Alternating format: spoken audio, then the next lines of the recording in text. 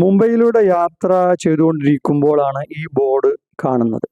ആരാണ് എന്ന് എനിക്ക് മനസ്സിലായില്ല. പക്ഷേ ഒരു റോഡ് തന്നെ ഇദ്ദേഹത്തിന്റെ പേരിൽ മുംബൈ നഗരത്തിൽ കാണുമ്പോൾ ഒരു പ്രധാനപ്പെട്ട ആളായിരിക്കുമെന്ന് തോന്നി. പിന്നീട് സെർച്ച് ചെയ്ത് നോക്കുമ്പോഴാണ് റഹ്മത്തുള്ള മുഹമ്മദ് സയാനിയാണ് അദ്ദേഹത്തിന്റെ പേര് എന്ന് മനസ്സിലായി. 1847 ഏപ്രിൽ 5-ാം തീയതിയാണ് ഇദ്ദേഹം ജനിക്കുന്നത്. ഇദ്ദേഹത്തിന്റെ ഏറ്റവും വലിയ പ്രത്യേകത ഇന്ത്യൻ നാഷണൽ കോൺഗ്രസിന്റെ പ്രസിഡന്റായി 1896 ഇദ്ദേഹം തെരഞ്ഞെടുക്കപ്പെട്ടിട്ടുണ്ട്. ബദറുദ്ദീൻ തൊയ്യബിജിക്ക് ശേഷം കോൺഗ്രസിനെ നയിച്ച മുസ്ലിം ആയ രണ്ടാമത്തെ ആളാണ് ഇദ്ദേഹം.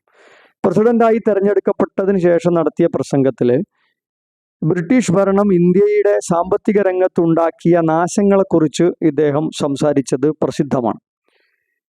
1885 നടന്ന 1-ാം കോൺഗ്രസ് സമ്മേളനത്തിൽ തന്നെ ഇദ്ദേഹം പങ്കെടുക്കുന്നുണ്ട്. ബോംബെ മുനിസിപ്പൽ കോർപ്പറേഷന്റെ പ്രസിഡന്റ് ആയിട്ടുണ്ട് ഇദ്ദേഹം. വളരെ പ്രധാനപ്പെട്ട ഒരു മാന്യദേഹമാണ് ഇദ്ദേഹം. ഇദ്ദേഹത്തെക്കുറിച്ച് നമ്മൾ കൂടുതൽ പഠിക്കേണ്ടതുണ്ട്.